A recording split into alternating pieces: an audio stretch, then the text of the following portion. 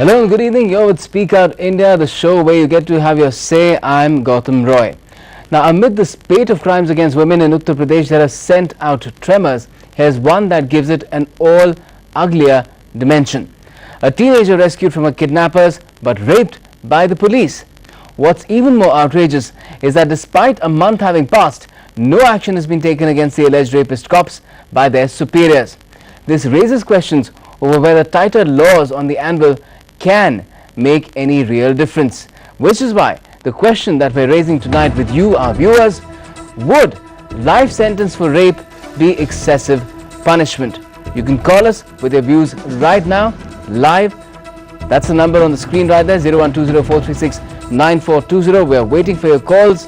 Do call and let us know what you feel. बलात्कार किया हमने संतराम चौकीदार दरोगा प्रेमी. When this girl was rescued from her kidnappers, she thought her nightmare was going to end. Instead, it became several times worse when her protectors turned predators. She was raped repeatedly by the very policeman who was supposed to rescue her and kept in illegal detention for several days. प्रेमी दरोगा उसामा थाने के. कहाँ ले गए थे आपको? कितने दिन तक रखा? पता नहीं कहाँ ले गए थे, कोई शहर में. मुझे कमरा में बंद रखते थे. होटल से खाना लाते थे. 10 दिन हमें रखे थे. बलात्कार किया हमने संतराम चौकीदार दरोगा प्रेमी. उसामा थाने के रहे हैं. हम चाहते हैं कि इन्हें सजा मिले और कोई लड़की के साथ ना ऐसा.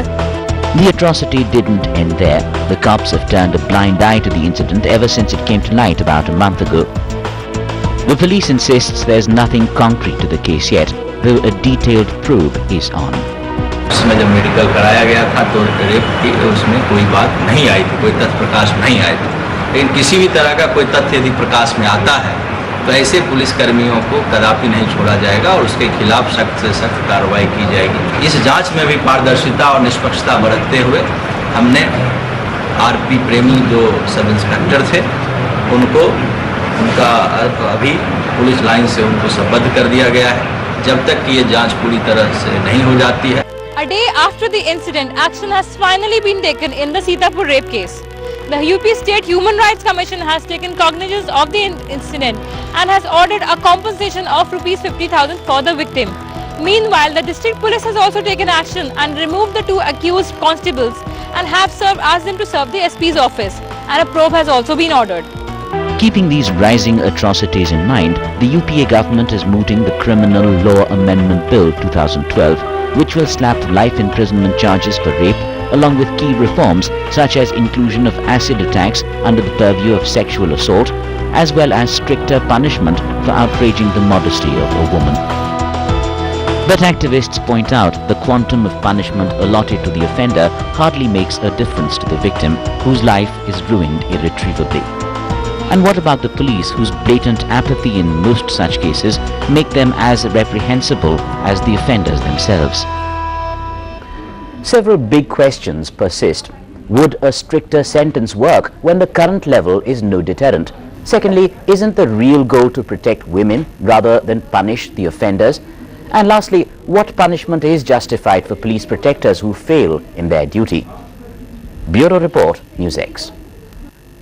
With so many pregnant questions, really, the question that we're raising with you, our viewers, tonight on Speak Out India is, well, would life sentence for rape be excessive punishment? You can call us right now and share your views with us. And to talk us through this entire issue, we also have an eminent panel of guests. We have Mr. Mare, who's the former Delhi Police Commissioner. We have Ranjana Kumari as well, who's the Director of Centre for Social Research. And we also have Senior Advocate Pinky Anand in the Supreme Court. Thank you so much for joining us. But let me first go across to our first caller, joining us from Srinagar, Imtiaz. Imtiaz, go ahead. All right, we seem to have lost that line with Imtiaz. If I could come to you, Mr. Marwa, what do you make of this proposal that the government has brought forth to first of all redefine rape as sexual assault and then of course have a stricter punishment, a life term? Do you feel this will help in checking such heinous sexual crimes? I think government is simplifying the issue and taking the easier way out. Merely passing a legislation does not mean that the accused or the culprit will be actually punished, because for that you need a very effective criminal justice system, which is simply not there.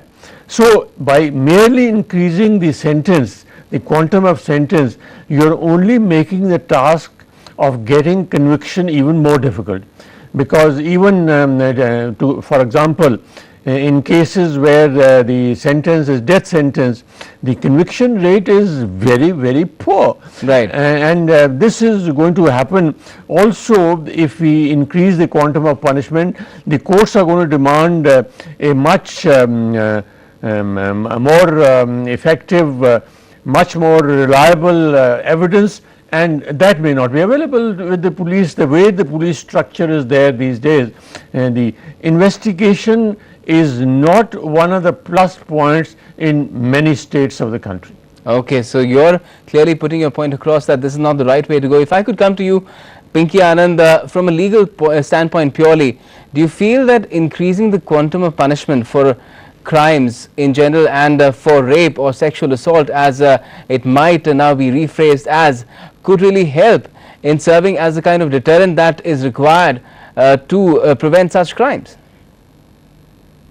It is not only from a legal viewpoint but also from a jurisprudential viewpoint, right, that it is well established that punishment and conviction has a deterrent effect on society. That is one of the jurisprudential thoughts which prevails amongst the criminal justice system, and it is reasonably well established that the more stringent a punishment and the more efficient the system, it is likely to result right in a deterrent effect on people committing the offence. All right, so clearly you're saying that from a jurisprudence point of view it also might not be a good step, but let me go across to our caller, Veena from Delhi. Go ahead, Veena, tell us what you feel. Yes, I would like to say, first of all, being a woman, I am, I think that this kind of heinous crime deserves very stringent punishment. But at the same time, I would like to say that, you see, our criminal justice system has a lot to be desired. And, we don't have the support systems at all. We don't have any moral education, ethical education in the schools. And in such a situation, boys get together and doing this kind of thing. First, there has to be education. And secondly, as far as capital punishment is concerned, all the public servants or policemen or the armed forces, anybody who commits this, they should be hanged. For others, there should be life imprisonment. All right, so you are clearly supporting this measure, but you're also saying that there should be other measures as well.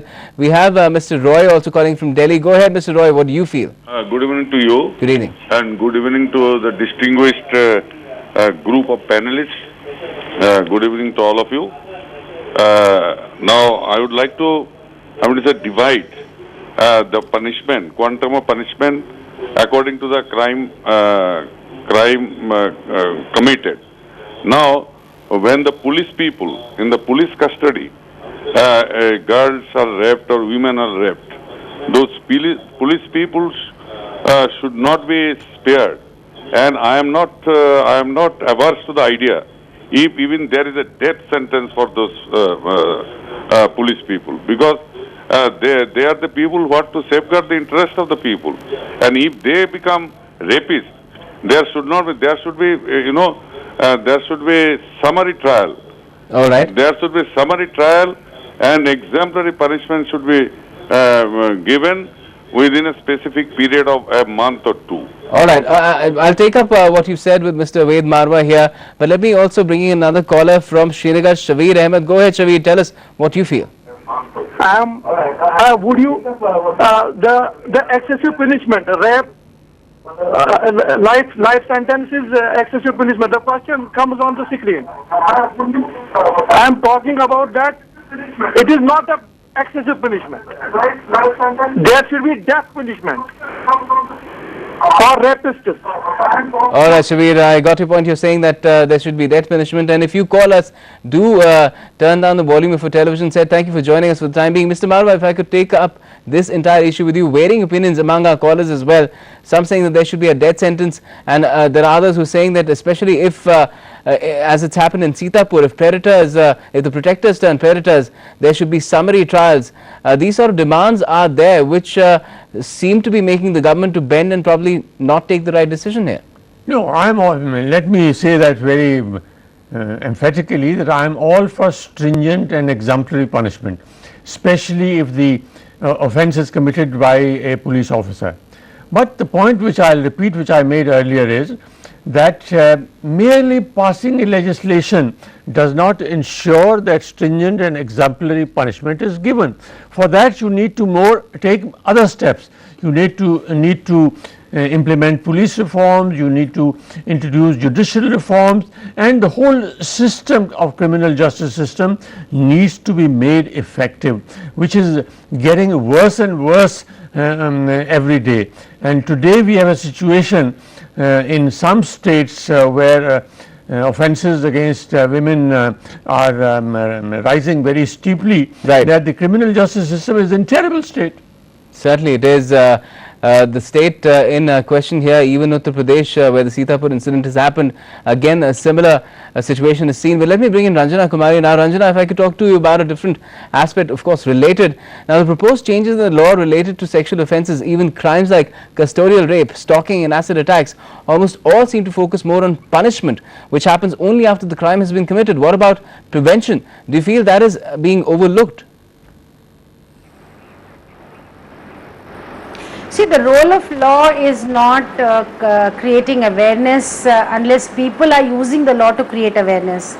It has to be the civil society organization, government, Department of Women and Child, National Commission for Women, who have to all, and Delhi police in the nation, join hands together to create the awareness about the law and the kind of punishment that is available in the law, and also of course the prevention side work. Right. Because the use of law is only after the crime has been committed, to protect and to get justice to the victim. Correct. So as far as that is concerned, the Correct. law is perfectly creating a framework within which this will happen. All right. So let me now bring in another caller, Sana, joining us from Srinagar. Go ahead, Sana, tell us what you feel. Okay, we seem to have lost that line. Now if I could again come to you, Mr. Varva, this entire issue of where should really focus be in terms of checking these crimes, that is still not clear. And how can the government really address this issue? Is it more of a societal issue than of governance and policing itself? Well, let me say again that stringent laws, stringent and effective criminal justice system have to be there. But with it, you need to take many more steps. You need to raise the status of women in our society. What's happening in UP, these Kap panchayats, and even one of the minister's son is openly supporting what the Kap panchayats are doing. Now these are role models for our society. These social evils in our society and the status of women will not be raised unless we are able to take effective political and social action steps, and these steps are totally lacking. We are still living in a medieval times where our political parties are functioning and the way our various social norms are being set. So this is where we need to take very effective action. All right. And media also has to play a very effective role. Certainly, the media has to play an effective role, which is something that we always intend to do.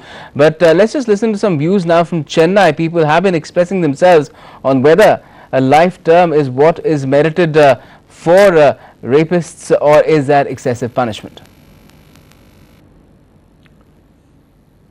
The person will not learn a lesson by 8 years of punishment. So I think he should be hanged. There should be a solution for that. So other people won't repeat the same thing. That to a police officer who has done this, life imprisonment cannot be a apt judgment for this guy. This guy has to be hanged, and this should be an example for other policemen. They should not repeat this in the future. So very emphatic demand, really pro-death people that we've spoken to today in Chennai. Pinky Anand, if I could come to you on that, even L.K. Advani had advocated at one point death penalty for rape. Would that serve as a strong deterrent, or as Mr. Marwa had said just at the beginning of the show, that when it comes to death penalty, imposing that sort of sentence also is a rarity, so that in a sense denies justice more than grants it?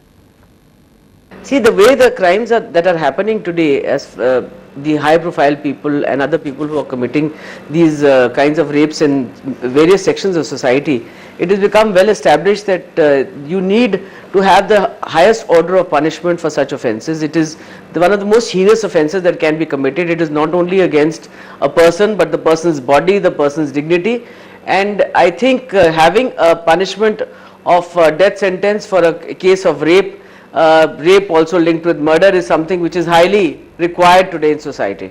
All right, and Ranjana Kumar, if I could come to you, basically the proposal is to even raise the punishment for custodial rape. That's another aspect, which is what has happened in the Sitapur case. But does that really address the issue of abuse of power by protectors who turn tormentors? Isn't that really the larger issue here? See, when the protectors turn tormentors and when they are abusing the power, the punishment has to be more severe. The problem is that, you know, we are not able to create enough conditions for surety of the punishment and also the swiftness of the punishment. That is the problem, that, you know, the cases linger on for 11, 12 years, even in some cases 15 years. But certainly this is the bone down in the history, but let me also quickly go across to another caller. Debashish is joining us from Kolkata. Go ahead, Debashish, tell us what you feel. Yes, good evening. You know, I completely support this legislation for the simple reason is that a victim of rape or sexual assault is not only physically scarred, but she is mentally scarred for life. So I see no reason the perpetrator should also not be incarcerated for life. I think that would be a just punishment. All right, so you are supporting this move, the legislation, the legislative changes that the government is proposing. But Mr. Mare, if I could go back to this entire issue of predators turning, in fact protectors turning predators, this proposal is to, of course, increase the sentence to 10 years in case they are found to be guilty. But does that really address the problem, or is it something that the entire setup, the policing setup, especially superiors, need to really address through perhaps some kind of orientation that needs to be done of the forces at large?